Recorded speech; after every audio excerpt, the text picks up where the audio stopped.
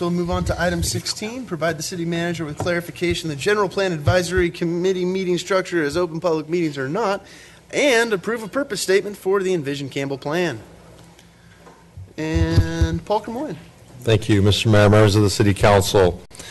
So as you recall, back in September, we were slowly making progress on moving some critical components of the general plan update process before the council for clarification. And at the September meeting, we had 4 issue areas on the table, and 2 you were able to vote on. One was the release the RFP that we had before you, and the other was to appoint a subcommittee to actually review the proposals when they come in and conduct the interviews. We have since released the RFP, so that's out there, circulated. In fact, at the last APA conference, I collected more consultant cards. I looked at their work that they had that we didn't have on our list, and I sent those out as well. So we're making every effort to really have a broad distribution. What remains unclear is the advisory committee and how the council expects the committee to operate and run, and you know, it's hard as staff to say this is the way you got to do it, and that's not really our call. What we would like to do is provide you with the various options, of which then you determine how you want the advisory committee. If we go way back, there's different ways to involve the community, and we could have just had numerous community workshops with a consultant leading a whole crowd of people and soliciting input and then coming up with different sections of a general plan. Not the most efficient way to do it, but you could have gone that way. What was decided, let's create an advisory committee made up of members of the community spread out and of different demographics, et cetera, and let them be the voice. And so that's what we did, and the council accepted that process as legitimate. But still, you know, as you've heard from the public, you know, there's this need to be involved. And despite the fact that we've identified all these different ways to get the message out to the community of where this project is and what's being discussed in minutes, et cetera, there's still this need that they want to be involved. So what staff is requesting is that you look at the different options that we identified here, the public attendance at GPAC meetings, for example, and the pros and cons of that. You know, would the public's attendance at a GPAC meeting create confrontation? Would it somehow influence the GPAC members? Would they feel reluctant to speak, for example, if what they say is greeted with a hiss or, oh, I wouldn't do that? And then after the meeting and they're walking out to their car, is there, you know, so these are things that are real and something that you should consider.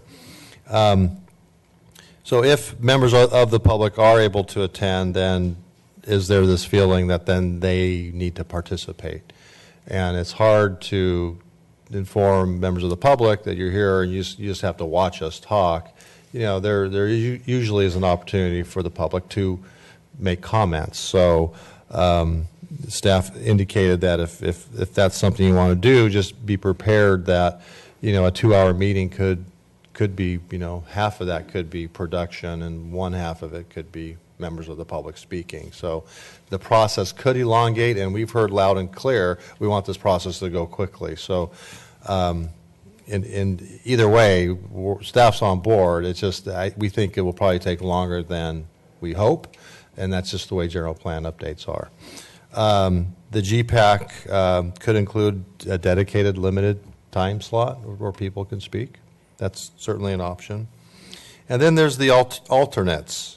And this feeling that the alternates need to be at the meetings as well because they want to hear the conversation and be informed, comparable to that of alternates at a jury. It makes total sense.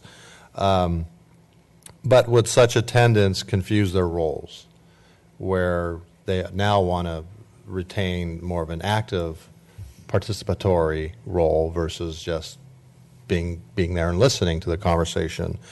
So staff, in order to address the role confusion, is there any feeling to eliminate the need for alternates altogether? And we have 17 members, and I believe you have a desk item from Joanne Fairbanks talking, expressing her opinion as to that.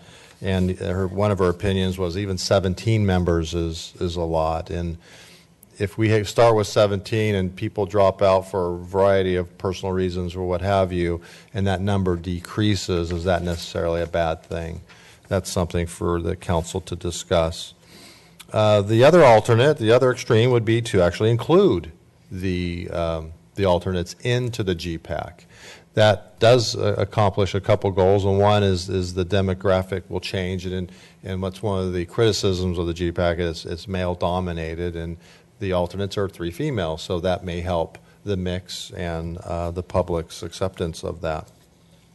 So those are kind of the issues of the GPAC that staff is asking for you to deliberate on and give us direction. Then the last one is the purpose statement, which ironically is the first thing that we need to do, where we need to start this process to actually help guide the discussion from the get-go. So when the GPAC meets, they understand clearly this is why we're here. Now there's different options to that as well. One option is you defer it to the GPAC and let them decide why are they here, but they still will need to forward that to the council, because the council is going to be the decider of every step of the way. The GPAC, in essence, is going to be advisory. Yeah, it's community opinion, but in the end, the council is the decision maker. So with that, staff is concluding our report. If you have any questions, please ask, and we patiently wait for your. I just have one, Mr. Mayor, members of council, one clarifying point. Since I appointed the GPAC, I will have to make ultimately the decision about what happens with the alternates. So I need your feedback and advice, but I will make the ultimate decision just like I did on the others. Okay, thank you. Thank you for the clarification. Are there any questions for staff? Seeing no lights, turn on over to open the public hearing. Audrey Keytriber, you're the first speaker.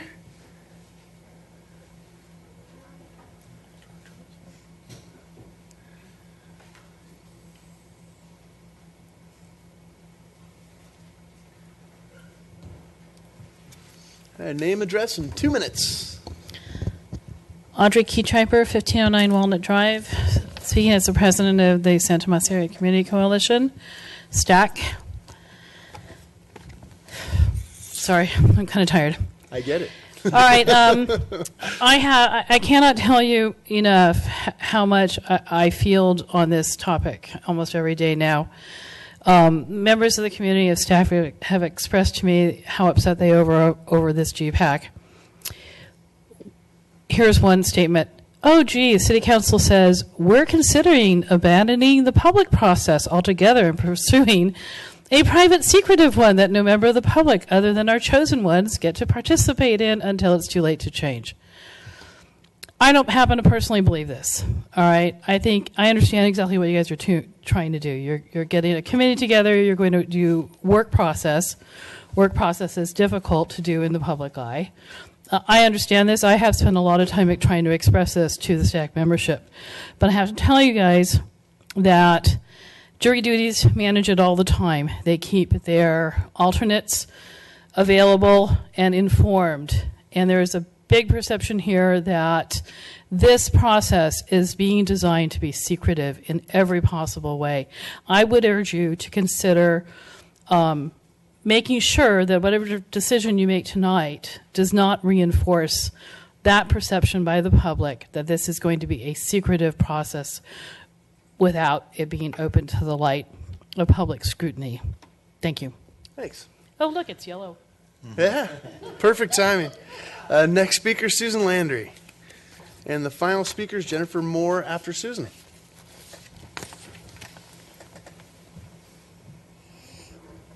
You guys need to do something about this microphone wobbling, man. It drives me nuts here. Okay, I'm not on you. Oh, there we go. I got green. Okay, I am an alternate. I think you all are aware of that. I would love to participate in the entire process. I have been on jury duty as an alternate, and if you aren't there, you don't know what happened, and then all of a sudden you have to make a decision, and it's terrible. So I would like to participate. You guys talk about things like, well, a continuous dialogue will occur, the meeting will get distracted. I think that really comes down to how the chair handles the meeting. You're hiring a consultant that's a professional in this field. You're going to appoint a chair, and you set up some ground rules. And if you have to play hardball, you play hardball and shut up and leave, things like that. So it really depends on the formality of the meeting, the structure of the meeting, what the consultant input is going to be, and if you are worried about the public making snide remarks and booing and yaying, the leader of the meeting, has to control that situation, and I think that's all very doable. So that's kind of my position where I stand. I don't think it's confusing as an alternate. Again, it goes back to clarification in the beginning of what an alternate is, and that you sit there and are quiet until you are told you're an actual member. Under the purpose statement, I definitely like the second version, except for there's a lot of the word "and" in there, and it makes it confusing. I think it just needs to read things like we need policies on the character and design of our cities, its land use, open space, natural environment, business, economic, public service, neighborhood viability, transportation, and growth in an effort to plan for Campbell's future. But what about things like maintaining the Campbell character, sense of place, things like that are not in that statement. So I'd like to see some of those words, especially because Campbell's such a special place. I think the word special or something equivalent to that should be in there. Thank you. Thank you. Jennifer?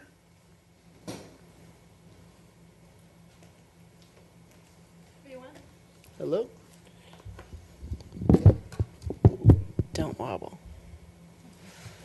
Jennifer Moore, 1110 Sanuka Avenue. I heard a couple good things from this table that makes it easier for me to not worry about some of my paragraphs of stuff. First of all, just adding the alternates and not having alternates, but taking the 3 alternates you have, just making them full members, would solve your problem. Part of the problem on perception as far as representation and how fair it is, especially for our corner of the city. And then if people drop out, okay, but then there's no confusion, like on a jury duty alternate. And there's enough people there, and you add 3 females and get rid of a little bit of the criticism. I love the idea of having GPAC decide their mission statement or some options and have it come back to you. GPAC was already decided by a few people, so now that you have 17 possible, let 17 minds come up with a great vision statement. I would love to see the word innovation in the vision statement. We live in the heart of Silicon Valley, where we have incredible services and products that we're renowned throughout the world for, and yet as far as regional and city planning, it's not that spectacular. We could put Campbell on the map for having incredible visionary planning. So please have the mission statement include something about innovation. And also, I'm fully in support of those alternates at least having full access and information regardless of what those limitations are. Just make them members. That solves that. Thank you. Thank you very much. Is there anyone else from the public that would like to comment on this item? Seeing none, I'll close the public hearing, bring it back to council for discussion. I'll start it off before you get your light on. Because I'm just going to run through the numbers real quick, because to me this is kind of somewhat clear. For the public participation, they have the exact same amount of opportunity to participate as the council by showing up to the council meetings and speaking at our monthly meetings. The reason that I feel that that's really important is because we have extremely limited time to try and get this done. Even if we do 2 meetings a month at 2 hours a meeting, we're still, in my opinion, really cutting it short. And if we allow people to get in there, even if we do run a tight meeting, it'll still be very challenging to be able to get things done. And this, in my opinion, is the forum for that. I think that people that are on the GPAC need to make their decisions and work together without outside influence, and I think it's really important that they have that. For the purpose statement, I think the purpose statement needs to go to the GPAC. I think that's why we selected them. I mean, so hopefully they're watching and got the word about, you know, the small town and the special and I believe innovative. You know, I don't want to try and influence that particularly. I think that we have a very good committee in place.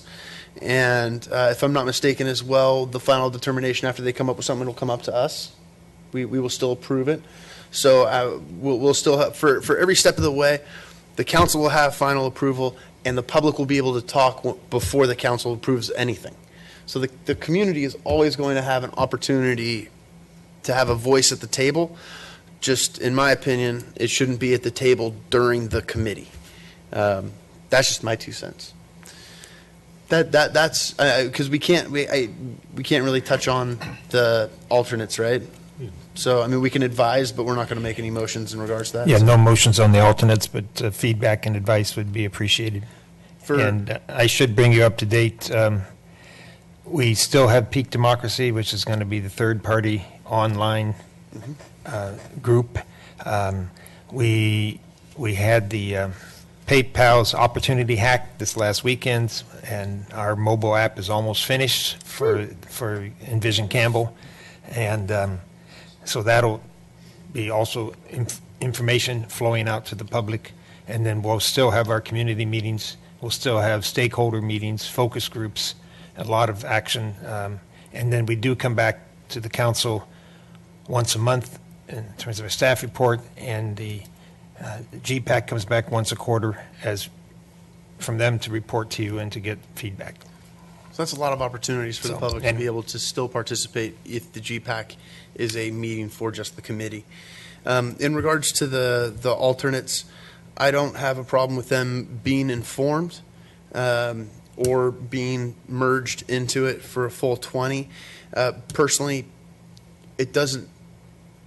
it's not necessary from the way that I understand how the process is going to work, because as the process goes, even though there is overlap between different parts of it, when you're making a decision about housing and transportation, why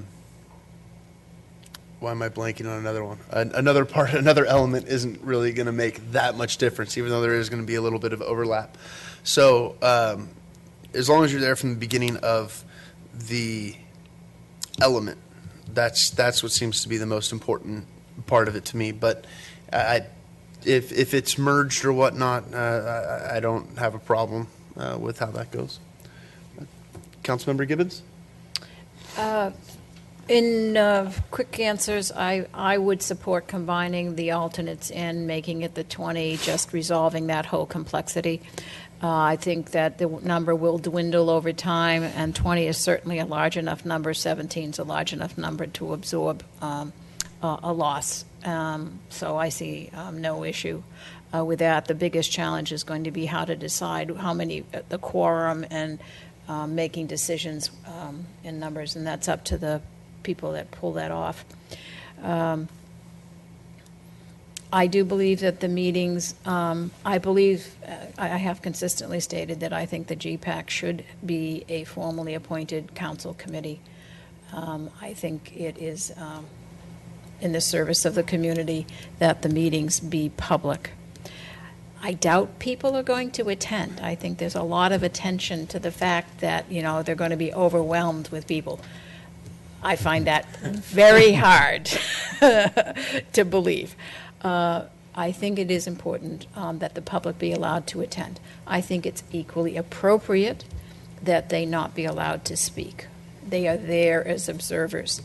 And I think part of the reason that I say that is we haven't discussed meeting minutes. And as you know, the council meeting minutes are action minutes. So what kind of meeting minutes are going to be posted? What is it that's going to make those meetings feel transparent to the community, because they're supposed to be posted?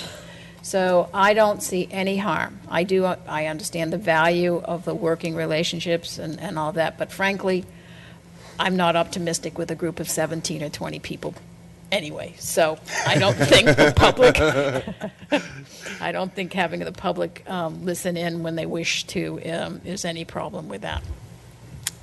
And I think those are the basic questions, and I think the only other one left is, this is what I had prepared for a purpose statement the last go-around. I actually thought we had some very good public input from Joanne Fairbanks and others on what it is. The reason that we had, I believe, discussed having the council, going back a few meetings, as having the council define or identify the purpose statement, not the GPAC, is we're setting the tone, the attitude, the framework for why it is that we're going through this exercise.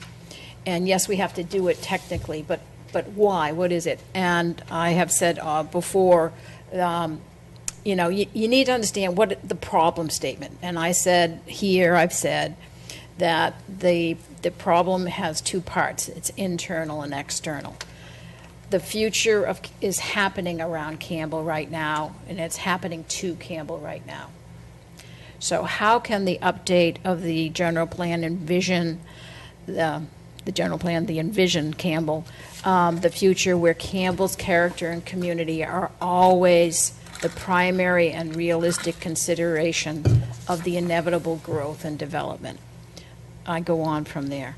And then that's the internal. The external is, how should and must Campbell interface with issues outside and across our city boundaries? Our general plan needs to identify, these are the problems. It's internal with what's happening, and it's external, how we relate to the community. So this is just my way of responding to the question, why are we doing this process?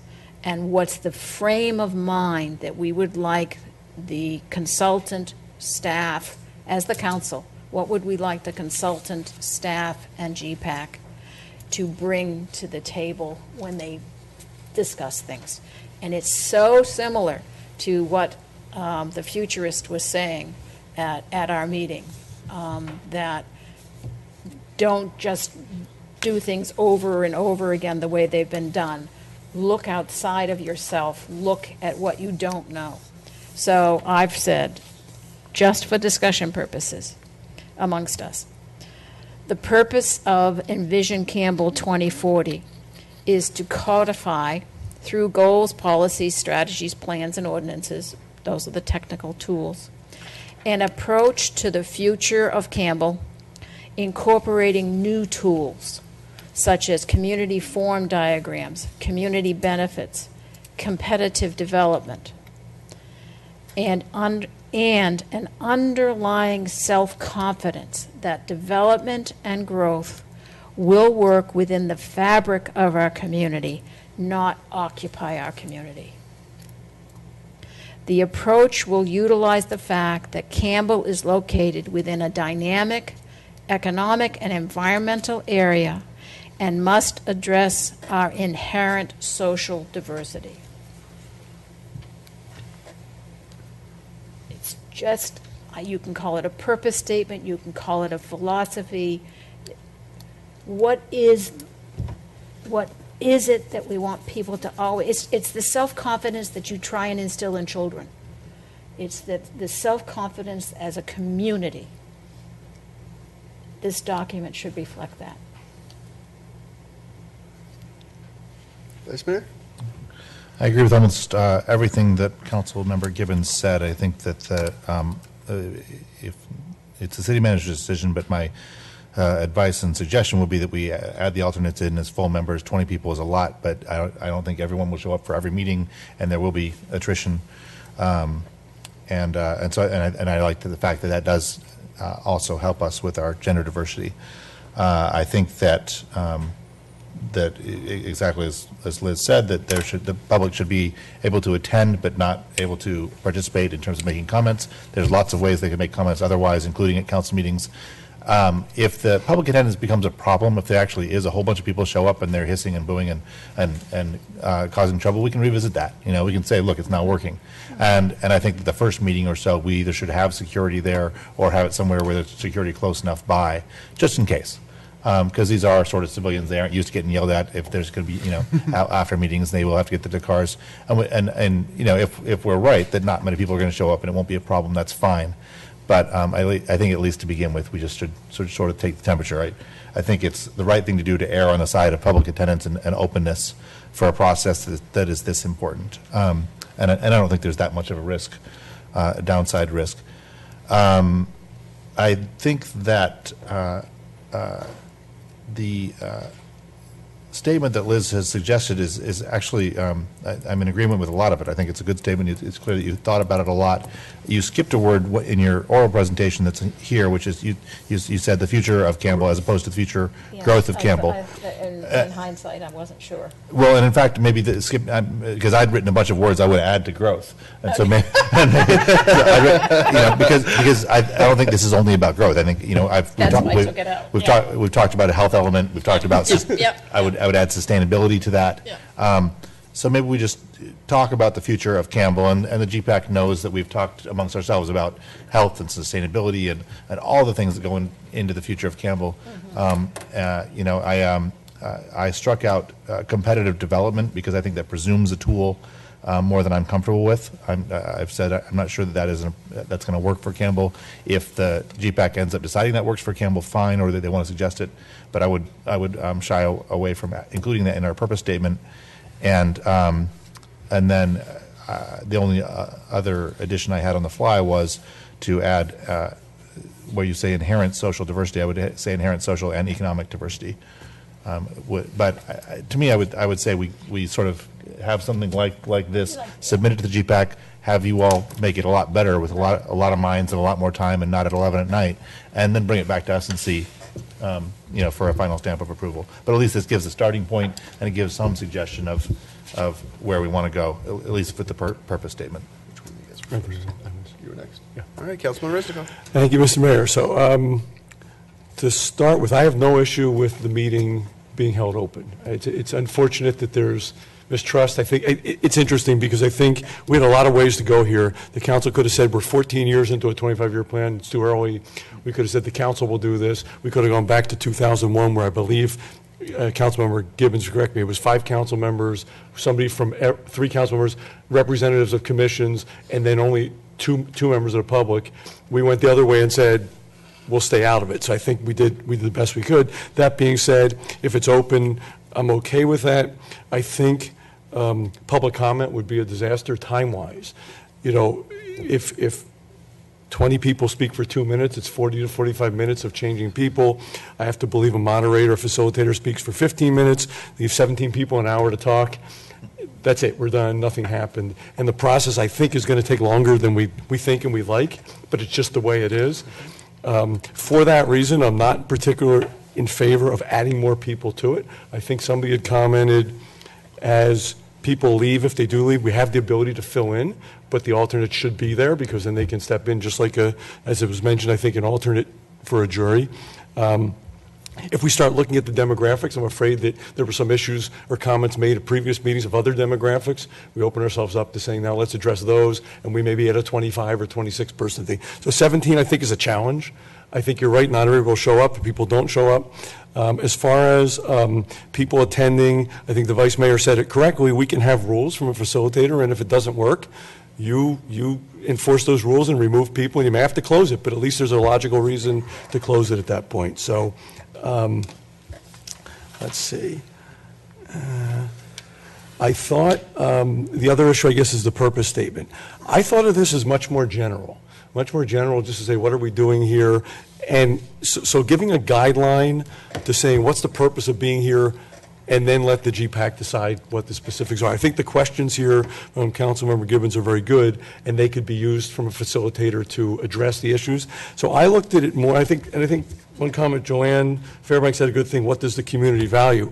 When I had written something out for our last meeting, it was more generic, and it was, The Envision Campbell Plan addresses updates to general plan elements, including, and we can list what those are if we want, balancing community interests, concerns, and values with intelligent growth and intelligent use of resources. Something that to me was just more, here's broad, here's what your purpose is, now you figure out some of what's on here of how you get there with the facilitator.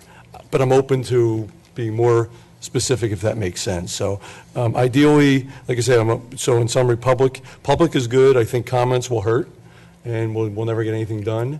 And I'm open to either giving a generic statement and letting the GPAC come up with something coming back to us for approval, or if you want to go with something more specific, I'm certainly not against what's been said here. Thank you. Councilmember Kotowski? Thank you, Mr. Mayor. A couple of things. Councilmember Gibbons, I like your statement, and I'm going to go along with the observation of the Vice Mayor on that growth word, because I think that is an assumed word. It's not necessary. So I used to teach commercial art, and I always put up a big black box on the wall and ask everybody in the class to write something about it. And everybody, almost to the person, would say, "This is a black box." Well, if you can see, you don't have to say those words. You already know what that is. And that's, we're trying to get rid of words and make art do the answer. Okay, let's talk about these three things that staff's having a problem with. This is not a town hall meeting. GPAC is not a town hall meeting where you have a single item and everybody talks on it and whoever hollers the loudest wins. So no, that's not why GPAC was put together. With regard to public attendance, I don't have a problem. I think it's perfect. But remember, they're the peanut gallery. They're the folks that are going to sit and watch, observe, and see how this group of either 17 or 20 people who now have the discussion of the city's future at hand. That's the open part. Now, if we have people that get a little noisy, that's why we have good chairs. Mr. Mayor, you know where the gavel is at. You may want to make sure that there's, I don't know which officer, Mr. Livingston, Sergeant, maybe you put out there, just if somebody doesn't want to follow the rules, they can be shown the door or somewhere else. Shown the door or cell as far as I'm concerned, but you behave yourself when you're going about the city's business. But yes, they're there. Alternates, great idea. I belonged for a long time, you may have known, to a thing called the County Transportation Commission. We had 28 members. Now, we had 28 members because at the time, the law that was available said that we had to represent everybody, seniors, women, different religious groups, different appointed groups, different elected groups, different income groups, young and old. And when you get two of each, you've got a pretty good size group. But somehow we got through the business of establishing bus routes, rates, the building of light rail and stuff like that. Now it's been narrowed down to, I believe, 5 with VTA, but that's a whole different thing. And so 20 does not bother me. And the thing that does not bother me is just what I said. I think you can work with the numbers. As far as the debate and the perspective of what you're being asked to do or what GPAC is being asked to do is literally to be our hands and feet in the city. We have commissions that do a lot of our homework. Planning Commission does most of it, but the rest of the commissions do the rest of the homework. And the GPAC is going to have a big job of doing a lot of homework. I don't really know how that's going to be organized for the reporting out process. In other words, who is the reporting person, whether it's the chair or an assignment, who reports to the city council, and then what we take from GPAC, whether it's an entire product or pieces at a time.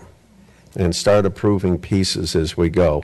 And in the end, we have the whole baby, and with all the arms and legs and everything to go with it.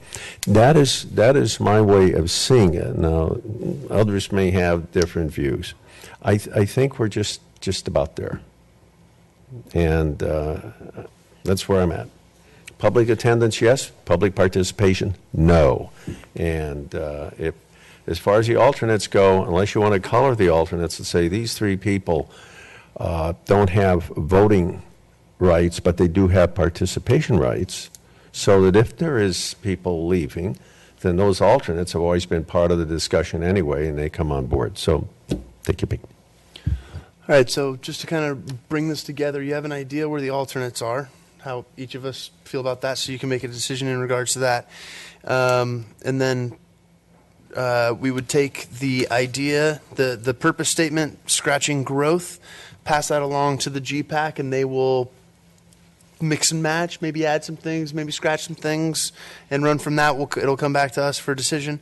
And then I believe four of us, not me, but four of us agreed that public can attend, but they have to be quiet, cannot participate.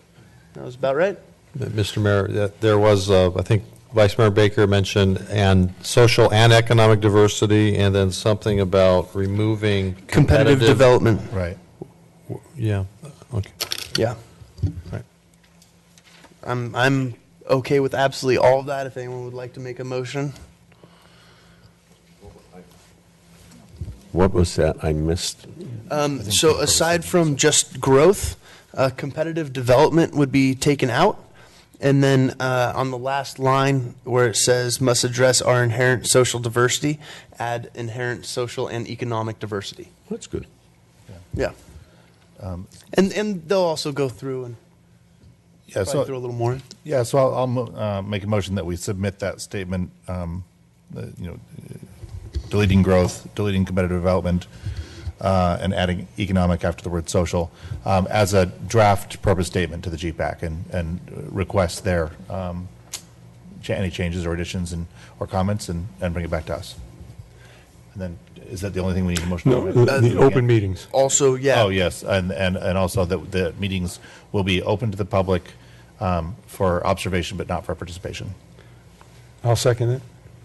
Peanut gallery time. So we have a motion and a second. Roll call? Or all in favor? All in favor? Aye. Any opposed? Abstain? All right.